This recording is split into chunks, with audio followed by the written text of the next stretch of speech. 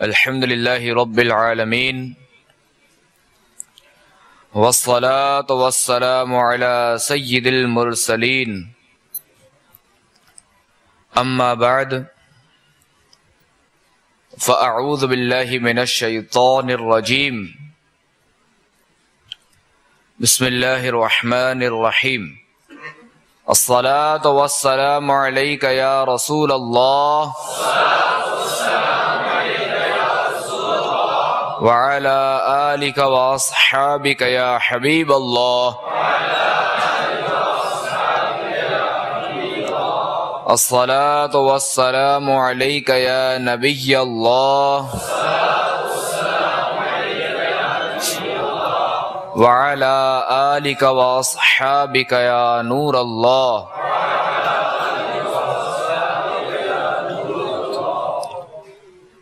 رحمت عالم نور مجسم صلی اللہ تعالی علیہ وآلہ وسلم کا فرمان شفاعت نشان ہے، جو مجھ پر روز جمعہ درود شریف پڑھے گا میں قیامت کے دن اس کی شفاعت کروں گا۔ صلو علی الحبیب صلی اللہ تعالی علی محمد وعلی آلہ وصحبہ وبارک وسلم صلاۃ و سلاما علیک یا رسول اللہ۔ منقول ہے کہ ایک بادشاہ شکار کے لیے نکلا، مگر جنگل میں وہ اپنے ساتھیوں سے بچھڑ گیا۔ وہاں اس نے ایک کمزور اور غمگین نوجوان کو دیکھا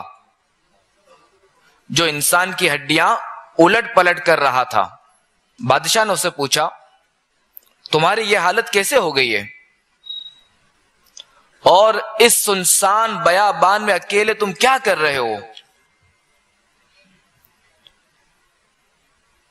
تو اس نوجوان نے جواب دیا، میرا یہ حال اس وجہ سے ہے کہ مجھے طویل سفر درپیش ہے، دو موکل دن اور رات کی صورت میں میرے پیچھے لگے ہوئے ہیں اور مجھے خوف زدہ کر کے آگے کو دوڑا رہے ہیں، یعنی جو بھی دن اور رات گزرتے ہیں وہ مجھے موت سے قریب کرتے چلے جا رہے ہیں۔ میرے سامنے تنگ و تاریک تکلیف و بھری قبر ہے، گلنے سڑنے کے لیے عنقریب مجھے زیر زمین رکھ دیا جائے گا۔ ہائے ہائے، وہاں تنگی و پریشانی ہوگی، وہاں مجھے کیڑوں کی خوراک بننا ہوگا، میری ہڈیاں جدا جدا ہو جائیں گی، اور اسی پر اکتفا نہیں بلکہ اس کے بعد قیامت برپا ہوگی جو کہ نہایت ہی کٹھن مرحلہ ہوگا۔ معلوم نہیں بعد ازاں میرا جنت ٹھکانہ ہوگا یا معاذ اللہ جہنم۔ اے بادشاہ، تم ہی بتاؤ،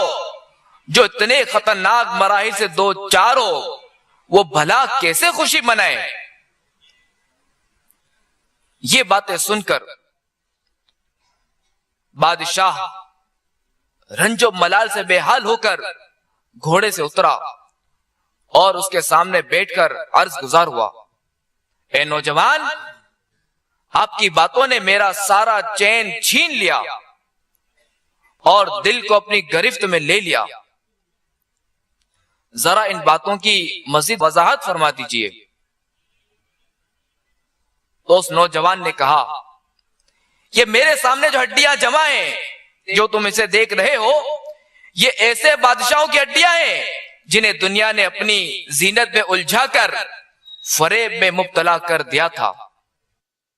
یہ خود تو لوگوں پر حکومت کرتے رہے مگر غفلت نے ان کے دلوں پر حکمرانی کی۔ یہ لوگ آخرت سے غافل رہے یہاں تک کہ انہیں اچانک موت آ گئی اور ان کی تمام آرزویں دھری کی دھری رہ گئیں، نعمتیں سلب کر لی گئی، قبروں میں ان کے جسم گل سڑ گئے اور آج انتہائی کسب پرسی کے عالم میں ان کی ہڈیاں بکھری پڑی ہیں۔ ان قریب ان کی ہڈیوں کو پھر زندگی ملے گی اور ان کے جسم مکمل ہو جائیں گے، پھر انہیں ان کے اعمال کا بدلہ ملے گا اور یہ نعمتوں والے گھر جنت یا عذاب والے گھر دوزخ میں جائیں گے۔ اتنا کہنے کے بعد وہ نوجوان، وہ کمزور ترین نوجوان بادشاہ کی نگاہوں سے اوجھل ہو گیا، غائب ہو گیا، اور معلوم ہی نہیں کہ کہاں چلے گیا۔ اور ادھر بادشاہ کے خدام جب ڈھونڈتے ہوئے پہنچے تو بادشاہ کا چہرہ اداس اور اس کی آنکھوں سے آنسو ٹپک رہے تھے۔ جب رات آئی تو بادشاہ نے اپنا شاہی لباس اتارا اور 2 چادریں جسم پر ڈال کر عبادت کے لیے جنگل کی طرف نکل گیا۔ پھر اس کا پتہ نہ چلا کہ کہاں گیا۔ اللہ تبارک و تعالی کی ان سب پر رحمت اور ان کے صدقے ہماری بے حساب مغفرت ہو۔ میٹھے میٹھے اسلامی بھائیوں اور مدنی چینل کے ناظرین، اس حکایت میں سفر آخرت کی طوالت اور اس میں پیش آنے والی حالت کا کس قدر رقت انگیز بیان ہے، اور پر اسرار مبلغ نے بادشاہوں کی ہڈیاں سامنے رکھ کر قبر و حشر کی جو منظر کشی کی وہ واقعی عبرت ناک ہے۔ اور قبر و حشر کا معاملہ نہایت ہولناک ہے، مگر اس سے پہلے موت کا مرحلہ بھی انتہائی کربناک ہے۔ اس میں نزا کی سختیوں، ملک الموت علیہ السلام کو دیکھنا اور برے خاتمے کے خوف جیسے انتہائی ہوش ربا معاملات ہیں۔ چنانچہ امیر المؤمنین حضرت سیدنا عمر فاروق اعظم رضی اللہ تعالی عنہ نے تابعی بزرگ حضرت سیدنا کعب الاحبار رضی اللہ تعالی عنہ سے فرمایا، اے کعب، ہمیں موت کے بارے میں بتاؤ۔ حضرت سیدنا کعب الاحبار علیہ رحمت اللہ الغفار نے عرض کی، موت اس ٹہنی کی مانند ہے جس میں کثیر کانٹے ہو اور اسے کسی شخص کے پیٹ میں داخل کیا جائے، اور جب ہر کانٹا ایک ایک رگ میں پیوست ہو جائے، پھر کوئی کھینچنے والا اس شاخ کو زور سے کھینچے تو وہ کانٹے دار ٹہنی کچھ گوشت کے ریشے وغیرہ ساتھ لے آئے اور باقی چھوڑ دے۔ حضرت علی المرتضی شیر خدا کرم اللہ تعالی وجہہ الکریم رائے خدا میں لڑنے کی ترغیب دلاتے ہوئے فرماتے، اگر تم شہید نہیں ہوگے تو مر جاؤ گے، اس ذات کی قسم جس کے قبضہ قدرت میں میری جان ہے کہ تلوار کی 1000 ضربے بھی میرے نزدیک بستر پر مرنے سے آسان ہے۔ ایک روایت میں کہ حضرت سیدنا ابراہیم خلیل اللہ علیہ نبینا علیہ الصلوۃ والسلام نے ملک الموت علیہ السلام سے فرمایا، کیا تم مجھے وہ صورت دکھا سکتے ہو جس سے کسی گناہگار کی روح قبض کرتے ہو؟ ملک الموت علیہ السلام نے عرض کی، آپ علیہ السلام سہ نہیں سکیں گے۔ حضرت سیدنا ابراہیم خلیل اللہ علیہ نبینا علیہ الصلوۃ والسلام نے فرمایا، کیوں نہیں، میں دیکھ لوں گا۔ تو انہوں نے کہا، تو آپ مجھ سے الگ ہو جائیے۔ ملک الموت علیہ السلام نے کہا، عرض کی کہ آپ مجھ سے الگ ہو جائیے۔ حضرت سیدنا ابراہیم علیہ السلام الگ ہو گئے۔ پھر جب ادھر متوجہ ہوئے تو ملاحظہ فرمایا کہ کالے کپڑوں میں ملبوس ایک سیاہ فام شخص ہے جس کے بال کھڑے ہیں، بدبو آ رہی ہے، اس کے منہ اور نتنوں سے آگ اور دھواں نکل رہا ہے۔ یہ دیکھ کر حضرت ابراہیم علیہ السلام پر بے ہوشی طاری ہو گئی۔ جب ہوش آیا تو ملک الموت علیہ السلام اپنی اصلی حالت پر آ چکے تھے۔ تو آپ علیہ نبینا علیہ السلام نے فرمایا، اے ملک الموت، موت کے وقت صرف تمہاری صورت دیکھنا ہی گناہگار کے لیے بہت بڑا عذاب ہے۔ میٹھے میٹھے اسلامی بھائیوں اور مدنی چینل کے ناظرین، موت کے جھٹکوں اور نزا کی سختیوں کا علم ہونے کے باوجود افسوس ہم اس دنیا میں اطمینان کی زندگی گزار رہے ہیں۔ ہمارا ہر سانس موت کی طرف گویا ایک قدم، اور ہمارے شب و روز موت کی جانب گویا ایک ایک میل ہے، چاہے کوئی کتنی ہی زندگی کی بہاریں لوٹنے میں کامیاب ہو جائے مگر اسے موت کی خزاں سے دو چار ہونا ہی پڑے گا۔ کوئی چاہے کتنا ہی عیش و عشرت کی زندگی گزارے مگر موت تمام تر لذتوں کو ختم کر کے رہے گی۔ کوئی خواہ کتنا ہی اہل و عیال اور دوست و احباب کی رونقوں میں دلشاد ہو لے مگر موت اسے جدائی کا غم دے کر ہی رہے گی۔ کتنے مغرور آبرودار موت کے ہاتھوں ذلیل و خوار ہو گئے۔ نہ جانے کتنے ظالم حکمرانوں کو موت نے ان کے بلند محلات سے نکال کر قبر کی کال کھوٹڑی میں ڈال دیا۔ نہ جانے کیسے کیسے افسروں کو موت نے کوٹھیوں کی وسعتوں سے اٹھا کر قبر کی تنگیوں میں پہنچا دیا۔ کتنے ہی وزیروں کو بنگلوں کی چکا چوند روشنیوں سے قبر کی تاریکیوں میں منتقل کر دیا۔ موت ہی کے سبب بہت سارے دولے مچلتے ارمانوں کے ساتھ آراستہ و پیراستہ حجرائے عروسی میں داخل ہونے کے بجائے کیڑے مکوڑوں سے ابھرتی تنگ و تاریک قبروں میں چلے گئے۔ نہ جانے کتنے ہی نوجوان شادی کی مسرتوں کے ذریعے اپنی جوانی کی بہاریں دیکھنے سے قبل ہی موت کا شکار ہو کر وحشت ناک قبروں میں جا پہنچے۔ بے وفا دنیا پہ مت کر اعتبار، تو اچانک موت کا ہوگا شکار۔ موت آئی پہلواں بھی چل دیے، خوبصورت نوجوان بھی چل دیے دنیا سے سب شاہ ہو گدا۔ کوئی بھی دنیا میں کب باقی رہا، تو خوشی کے پھول لے گا کب تلک، تو یہاں زندہ رہے گا کب تلک۔ میٹھے میٹھے اسلامی بھائیوں اور مدنی چینل کے ناظرین، معصیت پر ڈٹے رہنے کے سبب اگر دنیا بھی جاتی رہی اور خدا نہ خواستہ دین بھی برباد ہو گیا تو کیا کرو گے؟ اللہ تبارک و تعالی پارہ 17 سورۃ الحج کی 45ویں آیت میں ارشاد فرماتا ہے فَكَأَيٍّ مِّن قَرْيَةٍ أَهْلَكْنَاهَا وَهِيَ ظَالِمَةٌ فَهِيَ خَاوِيَةٌ عَلَىٰ عُرُوشِهَا وَبِئْرٍ مُّعَطَّلَةٍ وَقَصْرٍ مَّشِيدٍ۔ ترجمہ کنز ایمان، اور کتنی ہی بستیاں ہم نے کھپا دی کہ وہ ستمگار تھی تو اب وہ اپنی چھتوں پر ڈھی پڑی ہیں، اور کتنے کنویں بیکار پڑے اور کتنے محل گچ کیے ہوئے۔ حضرت سیدنا ابو بکر صدیق رضی اللہ تعالیٰ عنہ دوران خطبہ فرمایا کرتے، کہاں ہے وہ خوبصورت چہرے، کہاں ہے اپنی جوانیوں پر اترانے والے، کدھر گئے وہ بادشاہ جنہوں نے عالی شان شہر تعمیر کروائے اور انہیں مضبوط قلعوں سے تقویت بخشی، کدھر چلے گئے میدان جنگ میں غالب آنے والے؟ بے شک زمانے نے ان کو ذلیل کر دیا اور اب یہ قبر کی تاریکیوں میں پڑے ہیں۔ جلدی کرو، نیکیوں میں سبقت کرو اور نجات طلب کرو۔ میٹھے میٹھے اسلامی بھائیوں اور مدنی چینل کے ناظرین، امیر المؤمنین حضرت سیدنا صدیق اکبر رضی اللہ تعالی عنہ ہمیں قبر کی تاریکیوں کا احساس دلا کر خواب غفلت سے بیدار فرما رہے ہیں کہ شدت موت سہنا، تاریکی گور، اس کی وحشت،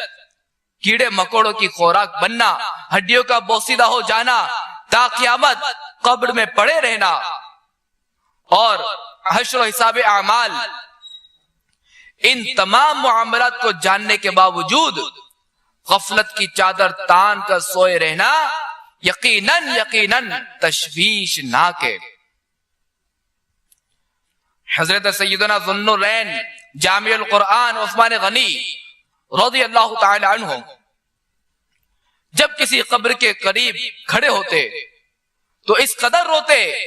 کہ آپ رضی اللہ تعالی عنہ کی داڑھی مبارک تر ہو جاتی۔ آپ سے اس بارے میں استفسار کیا گیا، سوال کیا گیا کہ آپ رضی اللہ تعالی عنہ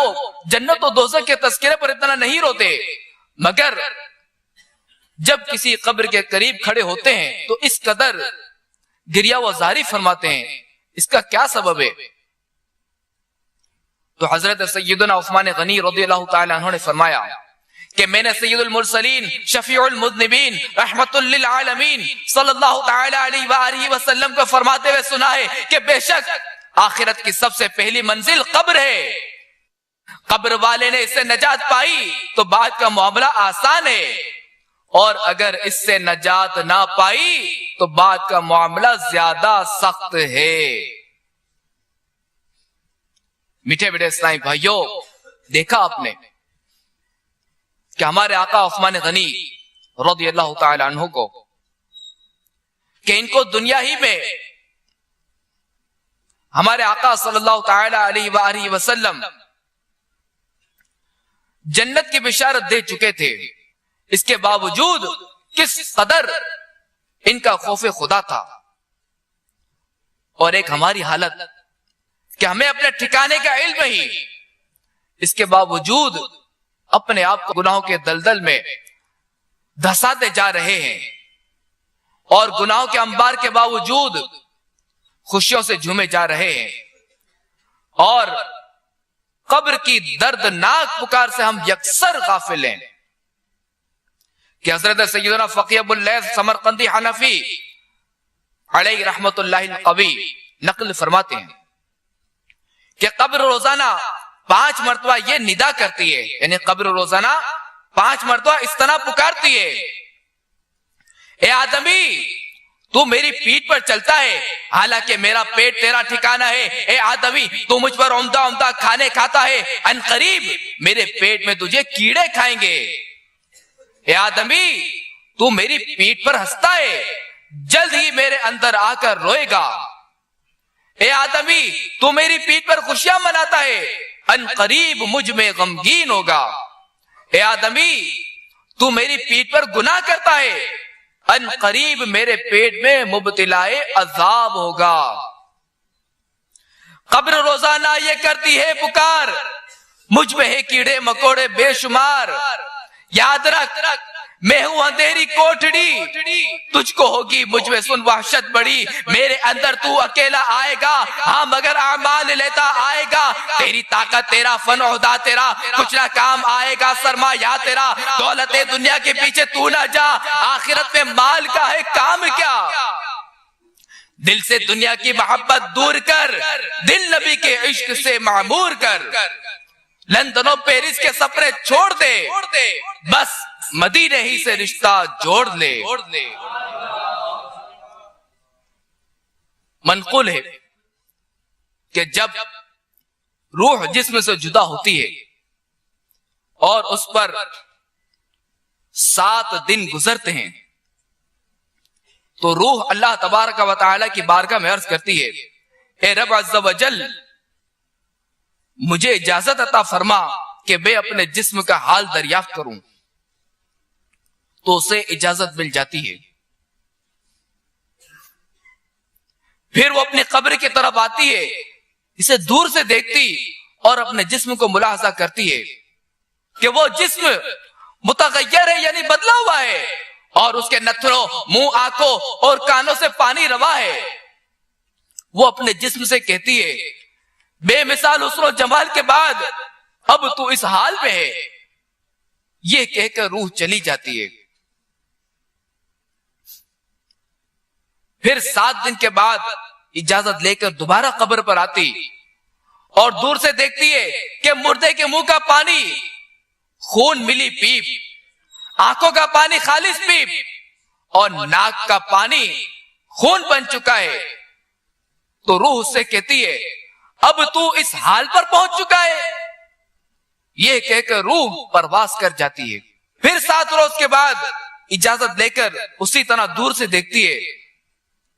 تو حالت یہ ہوتی ہے کہ آنکھوں کی پتلیاں چہرے پر ڈھلک چکی ہے، پیپ کیڑوں میں تبدیل ہو چکی ہے، کیڑے اس کے منہ سے داخل ہو کر ناک سے نکل رہے ہیں.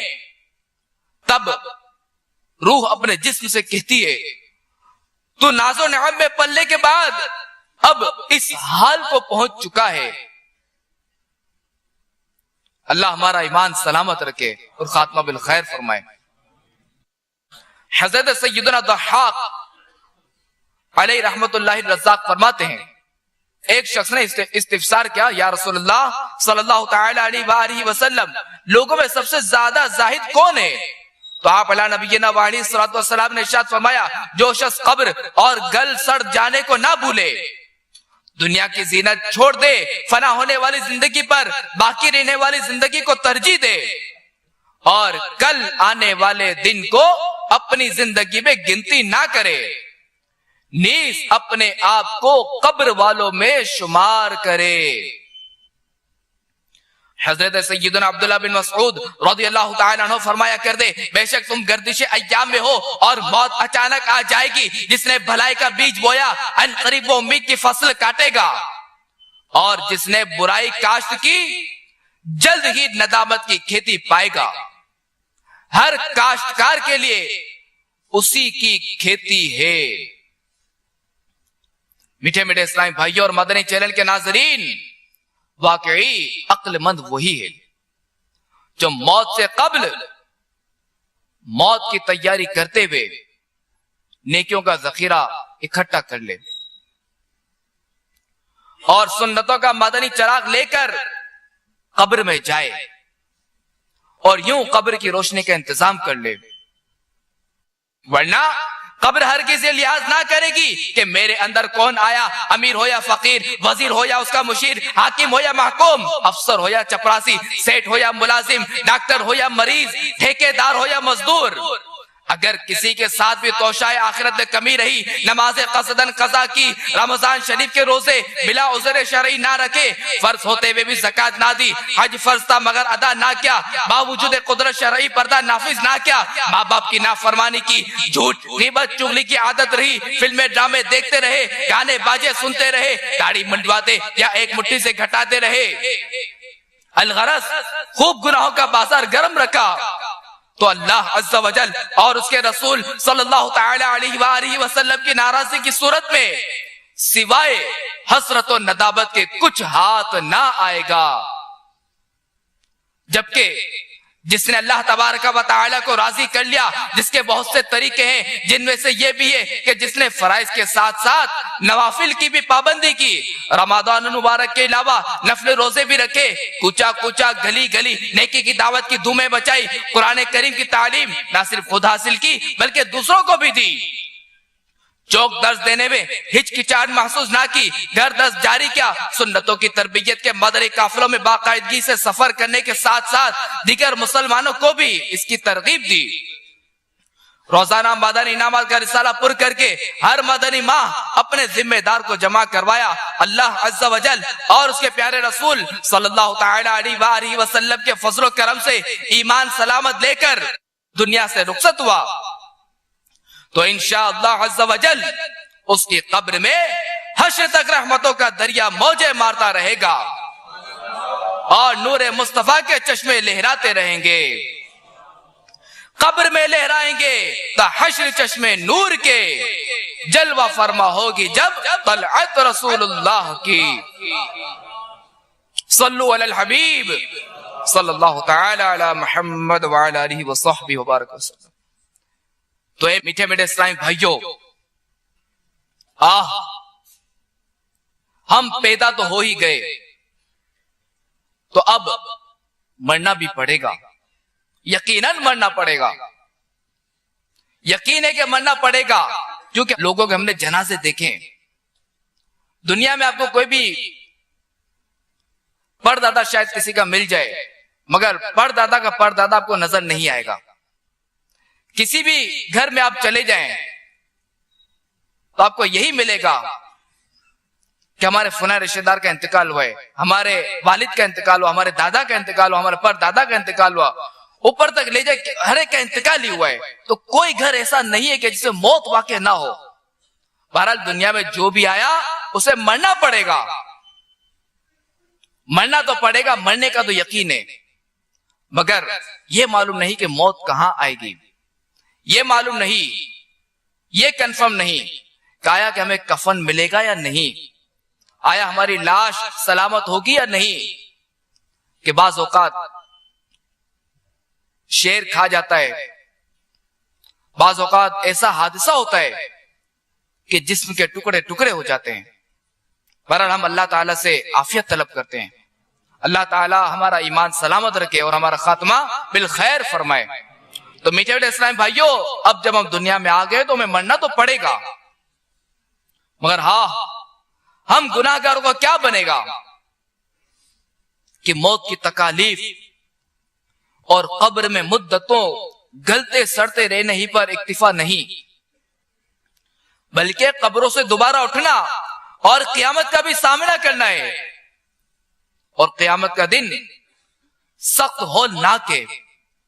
اور اس میں کئی دشوار گزار گھاٹیاں ہیں۔ تو اے میرے میٹھے میٹھے اسلامی بھائیوں، قیامت کے بھیانک منظر کا تصور جمانے کی کوشش کیجئے۔ ستارے جھڑ جائیں گے اور چاند و سورج کے بے نور ہونے کے باعث گپ اندھیرا چھا جائے گا، مگر روشنی ختم ہونے کے باوجود تپش برقرار رہے گی۔ اہل محشر اسی حالت میں ہوں گے کہ اچانک آسمان ٹوٹ پڑے گا اور اس کے پھٹنے کی آواز کس قدر بھیانک ہوگی، اس کا ذرا تصور کیجئے۔ پہاڑ دھلی ہوئی روئی کی طرح اڑ جائیں گے اور لوگ ایسے ہوں گے جیسے پھیلے ہوئے پتنگے، کوئی کسی کا پرسان حال نہ ہوگا، بھائی بھائی سے آنکھ نہ ملائے گا، دوست دوست سے منہ چھپائے گا، بیٹا باپ سے پیچھا چھڑائے گا، شوہر بیوی کو دور ہٹائے گا اور بیٹا ماں کا بوجھ نہ اٹھائے گا، الغرض کوئی بھی کسی کے کام نہ آئے گا۔ سنو سنو، دل کے کانوں سے سنو، 30 پارے کی سورۃ القاریہ میں قیامت کی اس طرح منظر کشی کی گئی ہے۔ بسم اللہ الرحمن الرحیم۔ القاریہ ما القاریہ وما ادراک ما القاریہ یوم یکون الناس کالفراش المبثوث وتکون الجبال کالعہن المنفوش فاما من ثقلت موازینہ فهو فی عیشۃ راضیہ واما من خفت موازینہ فَأُمُّهُ هَاوِيَةٌ وَمَا أَدْرَاكَ مَا هِيَهْ نَارٌ حَامِيَةٌ۔ ترجمہ کنز الایمان، اللہ کے نام سے شروع جو نہایت مہربان رحم والا، دل دہلانے والی، کیا وہ دہلانے والی، اور تو نے کیا جانا دہلانے والی۔ جس دن آدمی ہوں گے جیسے پھیلے پتنگے اور پہاڑ ہوں گے جیسے دھن کی اون، تو جس کی تولے بھاری ہوئی وہ تو من ماتے عیش میں ہے، اور جس کی تولے ہلکی پڑی وہ نیچا دکھانے والی گود میں ہے۔ اور تو نے کیا جانا، کیا نیچا دکھانے والی، ایک آگ شعلے مارتی۔ حضرت سیدنا فضیل بن عیاض رحمت اللہ تعالی علیہ فرماتے ہیں کہ بروز قیامت ماں اپنے بیٹے سے ملے گی اور کہے گی، اے بیٹے کیا تو میرے پیٹ میں نہ رہا، کیا تو نے میرا دودھ نہ پیا؟ بیٹا عرض کرے گا، اے میری ماں کیوں نہیں؟ اس پر ماں کہے گی، بیٹا میرے گناہوں کا بوجھ بہت بھاری ہے، اس میں سے تو صرف ایک گناہ ہی اٹھا لے۔ تو بیٹا کہے گا، میری ماں مجھ سے دور ہو جا، مجھے اپنی فکر لاحق ہے، میں تیرا یا کسی اور کا بوجھ نہیں اٹھا سکتا۔ میٹھے میٹھے اسلامی بھائیوں اور مدنی چینل کے ناظرین، ان تکلیفوں کے علاوہ بھوکے پیاسے رہنے اور حساب و کتاب کی تکالیف کا بھی سامنا کرنا ہوگا۔ وہاں پر عرش کے سائے کے علاوہ کوئی سایہ نہ ہوگا، جو مقربین ہوں گے انہی کو سایہ نصیب ہوگا۔ ان کے علاوہ لوگ سورج کی گرمی میں سسکتے بلکتے ہوں گے، کثرت ازدحام کے باعث ایک دوسرے کو دھکے دے رہے ہوں گے، نیز گناہوں کی ندامت، سانسوں کی حرارت، سورج کی تمازت اور خوف و دہشت کے سبب پسینہ بہہ کر زمین پر 70 گز تک جذب ہو جائے گا۔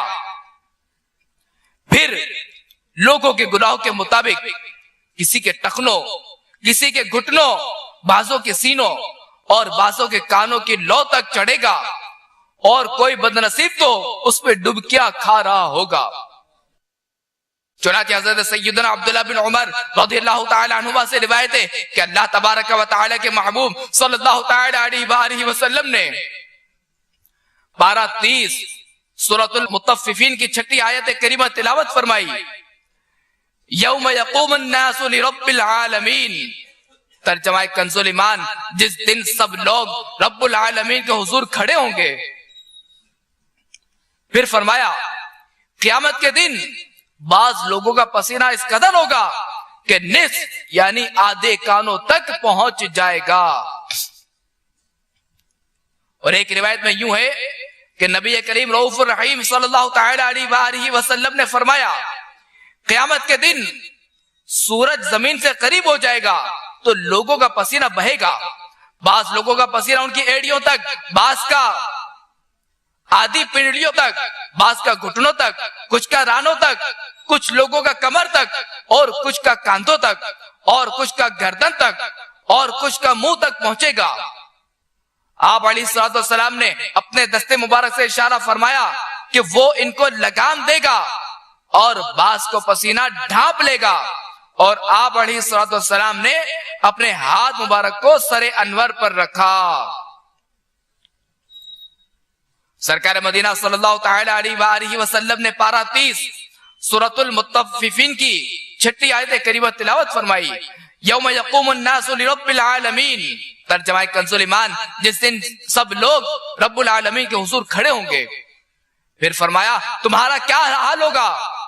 جب اللہ تعالی تم سب کو 50,000 سال والے یعنی قیامت کے دن جمع فرمائے گا، جیسے ترکش میں تیر جمع کیے جاتے ہیں، پھر تمہاری طرف نظر نہیں فرمائے گا۔ حضرت سیدنا حسن بصری علیہ رحمت اللہ القوی فرماتے ہیں تمہارا اس دن کے بارے میں کیا خیال ہے جب لوگ 50,000 سال کی مقدار اپنے قدموں پر کھڑے ہوں گے، اس میں نہ تو ایک لقمہ کھانے کو ملے گا اور نہ ہی ایک گھونٹ پانی ملے، حتیٰ کہ جب پیاس سے ان کی گردنیں لٹک جائیں گی اور بھوک سے ان کے پیٹ جل جائیں گے تو انہیں جانب دوزخ لے جا کر کھولتا ہوا پانی پلایا جائے گا، تھک ہار کر باہم کلام کریں گے کہ آؤ اللہ کی بارگاہ میں کسی کو سفارش کے لیے درخواست کریں۔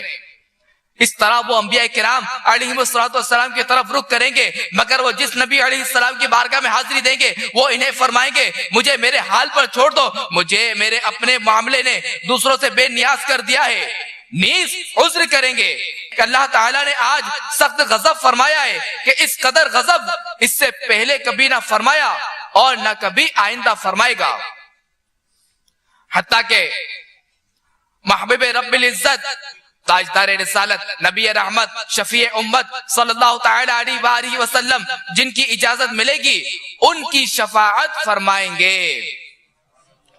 کہیں گے اور نبی اذهبوا الی غیری، میرے حضور کے لب پر انا لہا ہوگا۔ میٹھے میٹھے اسلامی بھائیوں اور مدنی چینل کے ناظرین، قیامت کی ہولناکیوں اور اہل محشر کی تکلیفوں کی تو یہ ایک جھلک ہے، اور یہ پریشانیاں بھی حساب و کتاب اور جہنم کے عذاب سے پہلے ہیں۔ ذرا غور تو کیجئے کہ آج اگر ذرا سی گرمی بڑھ جائے تو ہم تڑپ اٹھتے ہیں، اگر بجلی چلی جائے تو اندھیرے میں ہم پر وحشت طاری ہو جاتی ہے، ایک وقت کے کھانے میں تاخیر ہو جائے تو بھوک سے نڈال ہو جاتے ہیں، شدت پیاس میں پانی نہ ملے تو سسک جاتے ہیں، گرمیوں میں حبس ہو جائے یعنی ہوا چلنا رک جائے تو بے قرار ہو جاتے ہیں، سورج کی تپش کے سبب پسینے کی کثرت ہو تو بل بلا اٹھتے ہیں، ٹریفک جام ہو جائے تو بیزار ہو جاتے ہیں، آنکھ میں اگر گرد کا ذرہ پڑ جائے تو بے چین ہو جاتے ہیں، والد صاحب ڈانٹ دے تو بری طرح جھیپ جاتے ہیں، استاد جھڑک دے تو سہم جاتے ہیں، اگر نماز قضا کرنے کے سبب آگ کا عذاب دے دیا گیا تو کیا کرو گے؟ رمضان المبارک کا روزہ ترک کرنے کی وجہ سے اگر بھوک پیاس مسلط کر دی گئی، زکوٰۃ نہ دینے کے باعث اگر دہکتے ہوئے سکے جسم پر داغ دیے گئے، بدنگاہی کرنے کے سبب اگر آنکھوں میں آگ بھر دی گئی، لوگوں کی خفیہ باتیں، گانے باجے، غیبتیں، گندے چٹکلے وغیرہ سننے کے سبب اگر کانوں میں پگھلا ہوا سیسا انڈیل دیا گیا، ماں باپ کی نافرمانی اور قطع رحمی کے باعث عذاب میں مبتلا کر دیے گئے تو کیا کریں گے؟ اب بھی وقت مان جائیے، قیامت کی راحت اور مصطفیٰ جان رحمت صلی اللہ تعالی علیہ وآلہ وسلم کی شفاعت کے حصول کے لیے سچے دل کے ساتھ گناہوں سے توبہ کر لیجئے، کر لے توبہ، رب کی رحمت ہے بڑی، قبر میں ورنہ سزا ہوگی کڑی۔ میٹھے میٹھے اسلامی بھائیوں، قیامت کے 50,000 سالہ دن میں جہاں کفار ناقابل برداشت تکالیف سے دوچار ہوں گے، وہاں مومنین پر جھوم جھوم کر رحمتیں برس رہی ہوں گی۔ چنانچہ رسول اللہ صلی اللہ تعالی علیہ وآلہ وسلم کا فرمان با قرینہ ہے، اس ذات پاک کی قسم جس کے قبضہ قدرت میں میری جان ہے، یہ قیامت کا دن مومن پر آسان ہوگا، حتیٰ کہ دنیا میں فرض نماز کی ادائیگی سے بھی تھوڑا وقت معلوم ہوگا۔ میٹھے میٹھے اسلامی بھائیوں، اگر اسی طرح غفلت بھری زندگی گزار کر دنیا سے رخصت ہو گئے اور گناہوں کے باعث اللہ عز و جل اور اس کے پیارے رسول صلی اللہ تعالی علیہ وآلہ وسلم ناراض ہو گئے اور اگر ایمان برباد ہو گیا تو خدا کی قسم سخت پچھتاوا ہوگا۔ چنانچہ قرآن پاک میں سورۃ النازعات کی آیت نمبر 34 تا 41 میں فرمایا جا رہا ہے، ترجمہ کنز الایمان، پھر جب آئے گی وہ عام مصیبت سب سے بڑی، اس دن آدمی یاد کرے گا جو کوشش کی تھی، اور جہنم ہر دیکھنے والے پر ظاہر کی جائے گی، تو وہ جس نے سرکشی کی اور دنیا کی زندگی کو ترجیح دی تو بے شک جہنم ہی اس کا ٹھکانہ ہے، اور وہ جو اپنے رب عز و جل کے حضور کھڑے ہونے سے ڈرا اور نفس کو خواہش سے روکا تو بے شک جنت ہی ٹھکانہ ہے۔ یا رب مصطفیٰ، ہمیں موت و قبر و حشر کی تیاری کی توفیق عطا فرما، ہمارا ایمان سلامت رکھ اور نزع روح میں آسانی دے، سکرات میں اپنے پیارے حبیب صلی اللہ تعالی علیہ وآلہ وسلم کا جلوہ نصیب فرما۔ نزع کے وقت مجھے جلوہ محبوب دکھا، نزع کے وقت مجھے جلوہ محبوب دکھا، نزع کے وقت مجھے جلوہ محبوب دکھا، تیرا کیا جائے گا میں شاد مروں گا یا رب، تیرا کیا جائے گا میں شاد مروں گا یا رب، گر تو ناراض ہوا میری ہلاکت ہوگی اللہ، اگر تو ناراض ہوا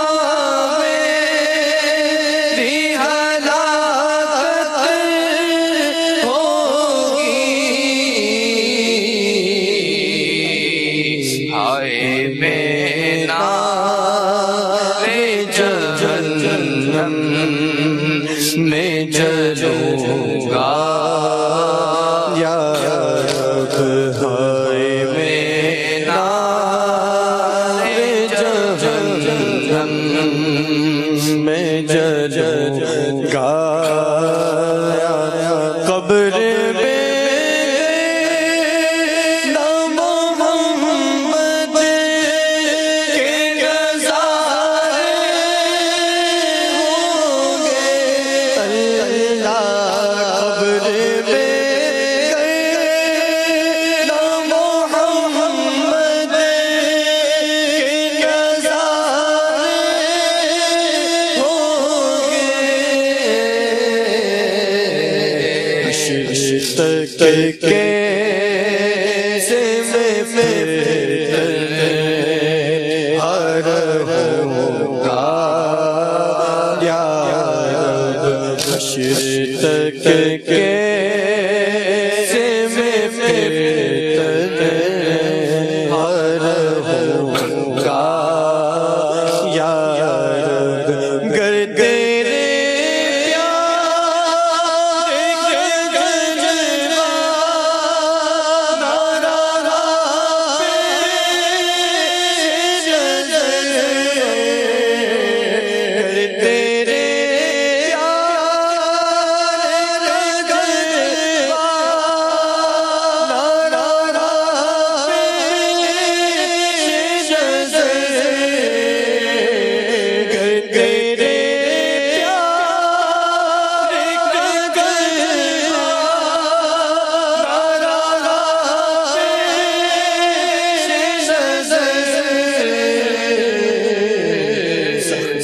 جان سے کیوں کرنے سہوں سی جان سے کیوں کرنے سہوں گا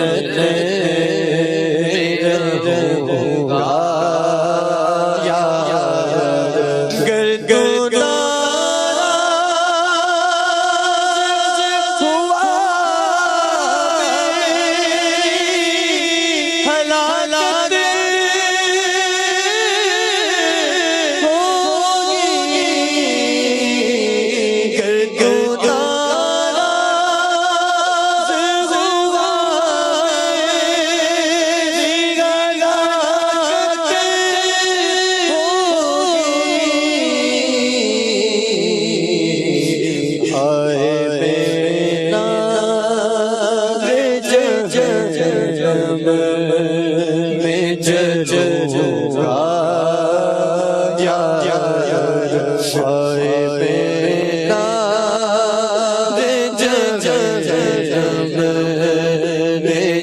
جلوں گا یا درد سر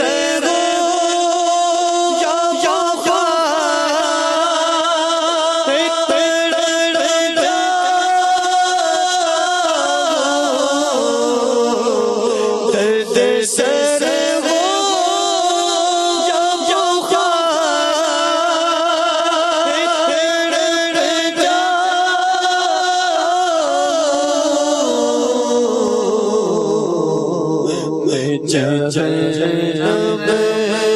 کی سزا سے سہوں گا یا جہنم کی سزا سے سہوں گا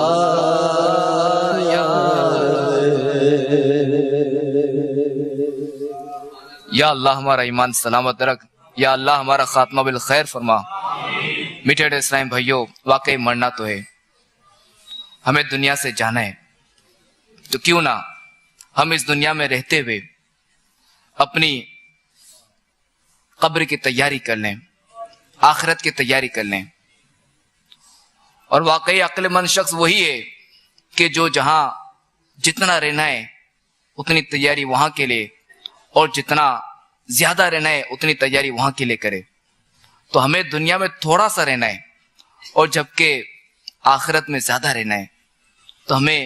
اس کی تیاری کرنی ہے آخرت کی۔ تو آئیے نیت کیجئے کہ آج کے بعد میری کوئی نماز قضا نہیں ہوگی۔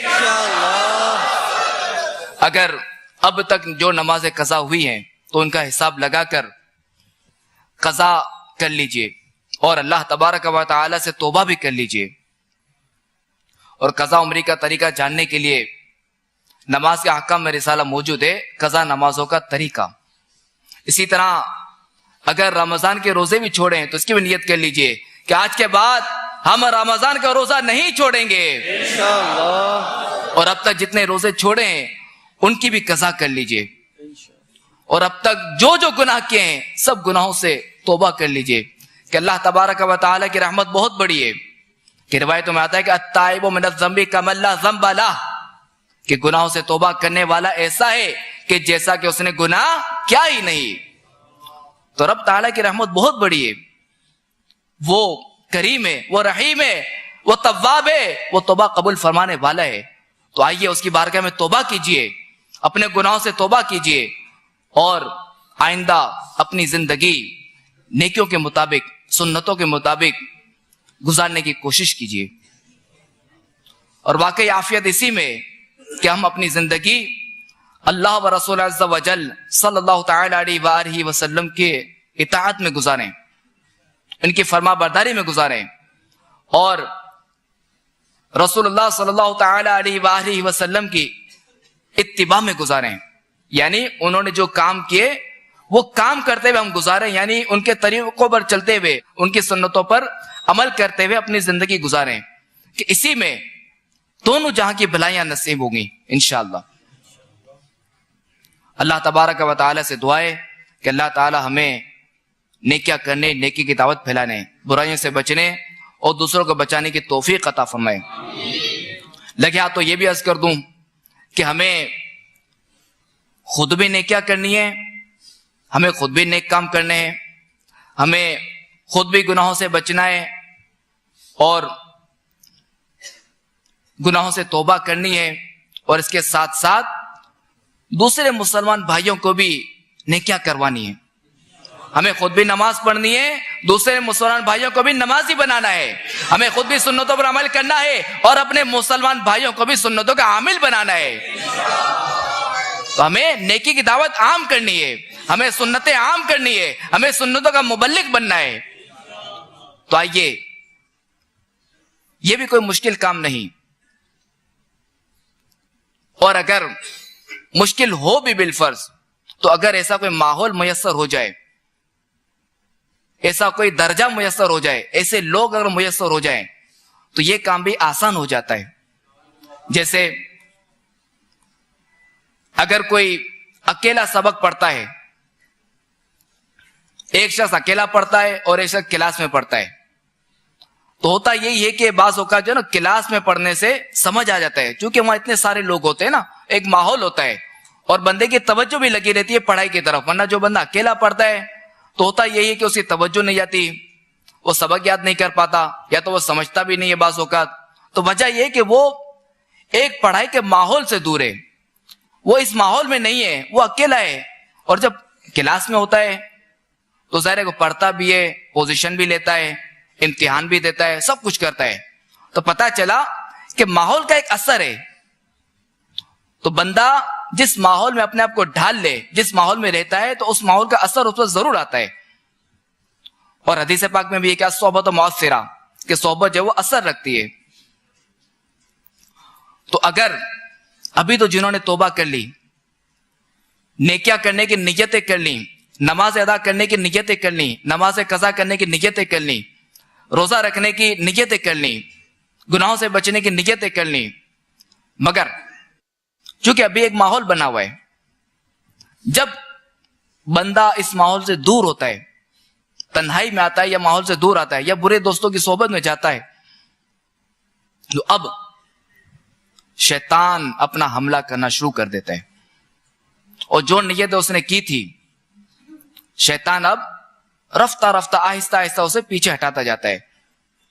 تو میٹھے اسلام بھائیوں اور مدنی چینل کے ناظرین, الحمدللہ عز وجل اس پرفتن دور میں آپ کے سامنے دعوت اسلامی کا مدنی ماحول موجود ہے, کہ اس مدنی ماحول میں رہتے ہوئے نمازیں پڑھنا آسان ہو جاتی ہیں, فرائض پر عمل کرنا آسان ہو جاتا ہے. صرف عمل کرنا نہیں بلکہ نمازیں سکھائی بھی جاتی ہے کہ کس طرح نماز ادا کرنی ہے, کس طرح فرائض ادا کرنے ہیں, زکوٰۃ کے کیا احکام ہے, حج کا کیا طریقہ ہے, روزے کے کیا طریقے ہیں. یہ سب اس مدنی ماحول میں الحمدللہ عز و جل سکھایا جاتا ہے. اور اس کے ساتھ ساتھ اپنی زندگی سنتوں پر گزارنے کا بھی طریقہ سکھایا جاتا ہے.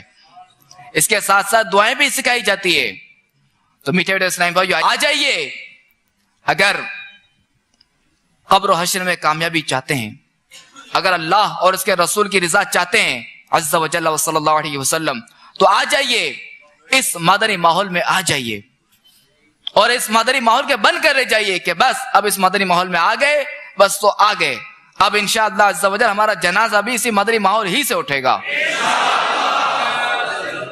تو میں آپ سے عرض کرتا ہوں, چونکہ مفتی احمد یار خان نعیمی رحمت اللہ تعالی علیہ فرماتے ہیں کہ مسلمان جہاں بھی ہو وہ مبلغ ہے. تو میں آپ سب سے عرض کرتا ہوں, جو بھی مجھے سن رہے ہیں, کہ وہ مدنی ماحول سے وابستہ تو ہو جائیں, مگر مدنی ماحول سے عملاً وابستہ ہوں. عملاً وابستگی کیا ہے؟ یعنی مدنی ماحول کی کوئی بھی ذمہ داری لے لیں, کیونکہ ذمہ داری ایک استقامت کا ذریعہ ہے. کیونکہ جب ہم نے اپنی قبر روشن کرنی ہے, جب ہمیں آخرت میں ہم بآسانی پار کر لیں, بآسانی قیامت میں ہمارے لیے آسانی ہو, تو ظاہر ہمیں اچھے ماحول میں رہنا پڑے گا, ہمیں اچھوں کی صحبت میں رہنا پڑے گا. اور جب ہم اچھے ماحول میں رہیں گے تو سنتوں پر عمل کرنا آسان ہوگا, نیکیوں پر عمل کرنا آسان ہوگا, نمازیں پڑھنا آسان ہوگا. تو اب یہ ہے کہ جب ذمہ داری ہوگی نا, تو ذمہ داری استقامت کا ایک ذریعہ ہے. تو جو اسلامی بھائی جن کے پاس کوئی ذمہ داری نہیں ہے, وہ آج نیت کر لیجئے کہ ہم انشاءاللہ عز و جل اس مدنی ماحول میں 12 مدنی کاموں میں سے کسی بھی ایک کام کی تو کم از کم ضرور ذمہ داری لیں گے. اور ایک مدنی کام ہے جو کہ سب سے آسان بھی ہے لینا, تو ظاہر ہے کہ بڑی سے بڑی ذمہ داری لینی چاہیے, اللہ توفیق دے. ایک مدنی کام, مدنی درس. سب سے 12 مدنی کاموں میں سے سب سے آسان مدنی کام کیا ہے؟ مدنی درس. کہ اس میں دیکھیں امیر اہل سنت دامت برکاتہم العالیہ نے درس دینے کا طریقہ بھی لکھ دیا ہے کہ درس کس طرح دینا ہے. اچھا, درس کے بعد کس طرح دعا کرانی ہے یہ بھی اسے لکھا ہوا ہے کہ کیا دعا میں کیا جملے کہنے, وہ پوری یعنی پوری دعا لکھی ہوئی ہے. اور اگر کوئی دیکھ کر اگر دعا کرے تو کوئی حرج نہیں, کر سکتا ہے.